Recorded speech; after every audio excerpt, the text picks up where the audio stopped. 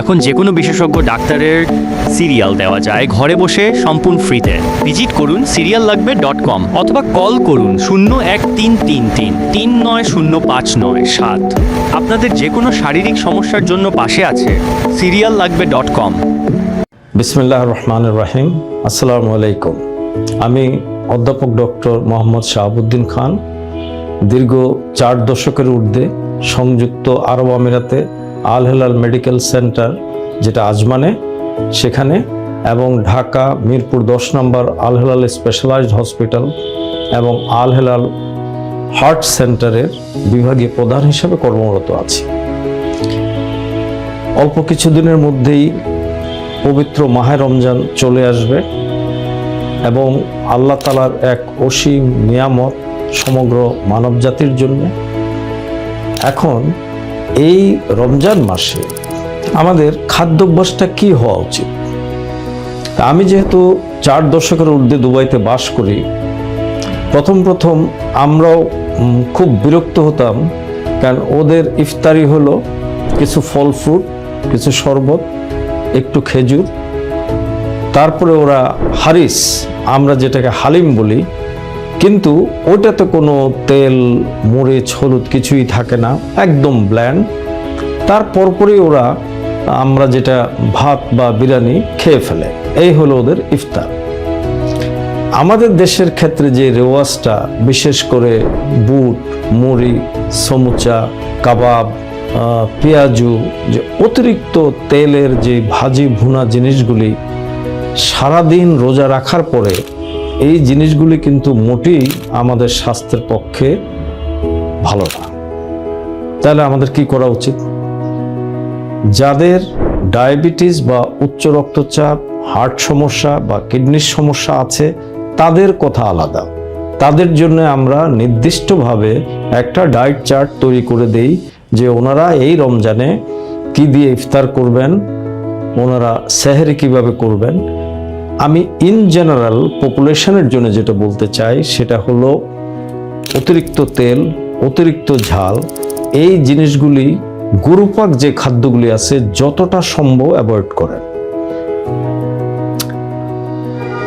সারা রাত্র যতক্ষণ জেগে আছেন অল্প অল্প করে পানীয় ব্যবহার করেন। সেটা পানি হতে পারে, ট্যাং হতে পারে। আর 2 নাম্বার, খাওয়ার ব্যাপারটাও হলো যে আপনাকে প্রচুর শাকসবজি, মাছ এবং তাজা ফলমূল খেতে হবে, যেটার ব্রেকডাউন টাইমটা অনেক লম্বা। এবং বিশেষ করে যারা ডায়াবেটিস, তাদের ক্ষেত্রে এটা অত্যন্ত জরুরি জানা যে তাদের ইনসুলিনের ডোজিংটা কি হবে এবং তাদের ক্ষেত্রে যে ট্যাবলেটটা আমরা কখন কোনটা দিব। যাদের 3, 4, 5টা রোগ আছে, 10-15টা ওষুধ খেতে হয় প্রতিদিন, তাদের ক্ষেত্রে আপনার চিকিৎসকের পরামর্শ নিয়ে ওষুধগুলি 99 ভাগে আমরা 2 ডোজের মধ্যে নিয়ে আসতে পারি, যাতে করে ইফতার এবং সেহরির সময় হয়ে যায়। এছাড়া যাদের হার্ট ফেলিওর আছে, যাদের কিডনি ফেলিওর আছে, তাদের ক্ষেত্রে কতটুকু পানি ব্যবহার করতে পারবেন, লবণ জাতীয় দ্রব্যাদি কতটুকু ব্যবহার করতে পারবেন, আপনার চিকিৎসকের পরামর্শ নিয়ে রোজা শুরু হওয়ার আগেই এটা ঠিক করে নেওয়া উচিত।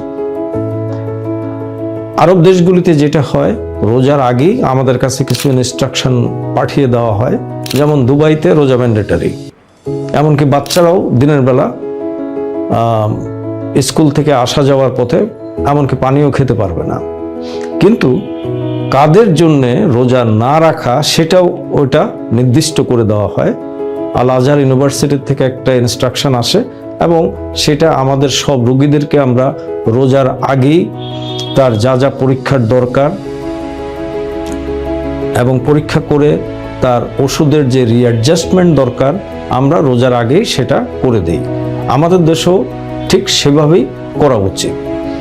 অনেক ক্ষেত্রে যেমন বাইপাস পরবর্তী বা অ্যাঞ্জিওপ্লাস্টি পরবর্তী বা সিভিয়ার হার্ট ফেলিউর থেকে যে উঠে আসছে, রোগীরা খুব জিদ করেন, না ডাক্তার সাহেব আমি তো রোজা বাদ দিব না।